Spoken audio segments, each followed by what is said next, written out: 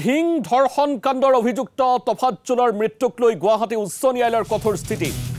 মৃত তফাজ্জুল আৰু ধৰ্ষণৰ অভিযুক্ত তফাজ্জুল দুজন ভিন্ন ব্যক্তি। আদালতৰ আবেদন মৃত তফাজ্জুলৰ পৰিয়ালৰ। আৰক্ষীৰ অত্যাচাৰত তফাজ্জুলৰ মৃত্যু হোৱা বুলি আদালতৰ অভিযোগ পৰিয়ালৰ। পৰিয়ালক আজিলৈকে দিয়া নাই এৰেষ্ট মেমো। আৰক্ষীয়ে পৰিয়ালক আজিলৈকে দিয়া নাই মৰণোত্তৰ পৰীক্ষাৰ প্ৰতিবেদন।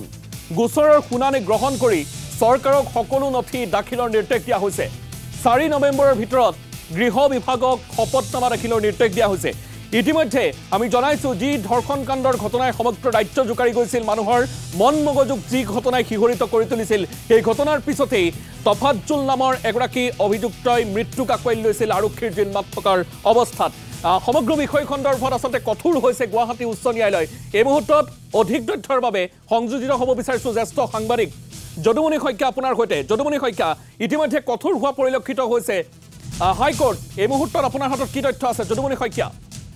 হয় চাওক, আটাইতকৈ গুৰুত্বপূৰ্ণ কথাটো হৈছে যে আৰক্ষীয়ে যিজন তফাজ্জুলক এই গোটেই ধৰ্ষণ কাণ্ডৰ সৈতে জড়িত বুলি অভিযুক্ত কৰি তেওঁক গ্ৰেপ্তাৰ কৰিছিল, গ্ৰেপ্তাৰৰ পিছত তেওঁক সেই ঘটনাস্থলীলৈ নি থকাৰ অৱস্থাত তেওঁ পলাবলৈ চেষ্টা কৰিছিল বুলি অভিযোগ আছিল আৰু তেতিয়া তেওঁ পুখুৰীত জঁপিয়াই দিয়াৰ ফলত তেওঁ সাঁতুৰিব নোৱাৰি মৃত্যু হয় বুলি যিটো ইতিমধ্যে বাতৰি প্ৰচাৰ হৈছে, সেই লৈ পৰিয়ালে এই গোটেই বিষয়টোৰ বিৰুদ্ধে আৰক্ষীৰ বিৰুদ্ধে গুৱাহাটী উচ্চ ন্যায়ালয়ত এখন আবেদন দাখিল কৰিছে। পৰিয়ালৰ স্পষ্ট অভিযোগ যে এইজন তফাজ্জুল আলী ধৰ্ষণ কাণ্ডৰ সৈতে অভিযুক্ত নহয় আৰু এই তফাজ্জুলক আৰক্ষীয়ে থানাৰ ভিতৰত অত্যাচাৰ কৰি অমানসিক শাৰীৰিক অত্যাচাৰ কৰি প্ৰথমে হত্যা কৰিছে, তাৰপিছত তেওঁক পুখুৰীত পেলাই দিছে। অতি ভয়ংকৰ অভিযোগ, যিটোক লৈ এতিয়ালৈকে গোটেই গুৱাহাটী উচ্চ ন্যায়ালয়ত এই গোচৰটো ৰুজু হোৱাৰ লগে লগে অসম আৰক্ষীৰ ভিতৰচোৰাত ইতিমধ্যে কঁপনি উঠিছে। কাৰণ আৰক্ষীয়ে এতিয়ালৈকে পৰিয়ালৰ লোকক সেই মৰণোত্তৰ পৰীক্ষা প্ৰতিবেদন দাখিল কৰিব পৰা নাই, কিয়নো তেওঁৰ শৰীৰত আৰক্ষীৰ অত্যাচাৰৰ স্পষ্ট চিন আছিল আৰু তেওঁক হাত ভৰি বান্ধি তেওঁ থানাত লকআপত মৃত্যু হোৱাৰ পিছত তেওঁক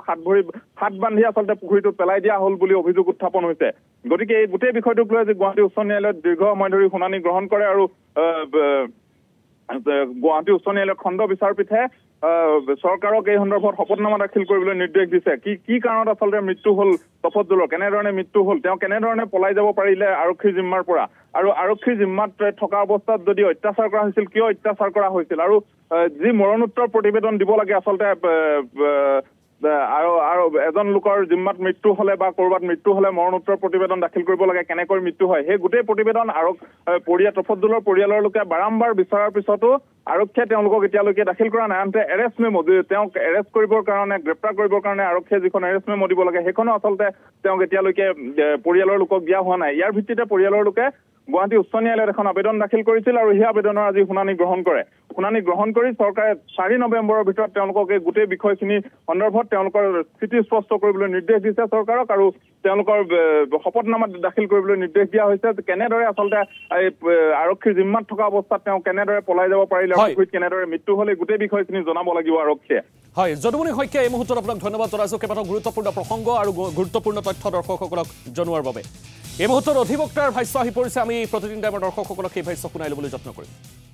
এই তফাজ্জুলৰ মৃত্যুক লৈ পেলাই তাৰ পৰিয়ালৰ মাতৃ পিতৃ আমাৰ লগত যোগাযোগ কৰি পেলাই আমি আজি ৰিপেটিশ্যনটো আহিছিলে চৰকাৰলৈ নটিচ কৰা হৈছে, আৰু বিশেষকৈ যিটো প্ৰচিডিউৰেল লেপছ হৈছে চৰকাৰৰ ফালৰ পৰা হিং থানাৰ যিবিলাক আৰক্ষী বিষয়া আছে, প্ৰচিডিউৰেল লেপছ যিটো হৈছে যে এজন মানুহক কাষ্টাডি লিয়াৰ পিছত ই দোষী সাব্যস্ত হওক নহওক এইটো আদালতে এইটো আপোনাৰ ডিচাইড কৰিব, কিন্তু সেইটো নহওঁতে কাষ্টাডিত যে মৃত্যু হ'ল এই বিষয়ে যে প্ৰচিডিউৰেল লেপছ যিটো হৈছে সেইটো লৈ পেলাই গুৰুত্ব সহকাৰে কোৰ্টে লৈছে, লৈ পেলাই নটিচ ইছ্যু কৰিছে। আৰু অলৰেডি সুপ্ৰিম কোৰ্টৰ কেইবাটাও জাজমেণ্ট আছে, DK বসু, নিহাৰিকা, POCL কেইটামান কাষ্টিডিয়েল ডেথৰ ওপৰত ষ্ট্ৰিক্ট গাইডলাইনছ আছে, নেশ্যনেল হিউমেন ৰাইটছ কমিশ্যনৰ গাইডলাইনছ আছে। এই বিষয়ে আজি আদালতে চৰকাৰী পক্ষক সুধিছে আৰু চৰকাৰী পক্ষক নটিচ কৰিছে। অহা 4 নৱেম্বৰত ফিক্স কৰা হৈছে আপোনাৰ চৰকাৰে এফিডেভিট দিব, আৰু লগতে এই কেছটোত কোনো ধৰণৰ ডকুমেণ্টছ এতিয়ালৈকে তফাজ্জুলৰ পৰিয়ালক দিয়া হোৱা নাই, যেনেকৈ এৰেষ্ট মেমো হওক, পোষ্ট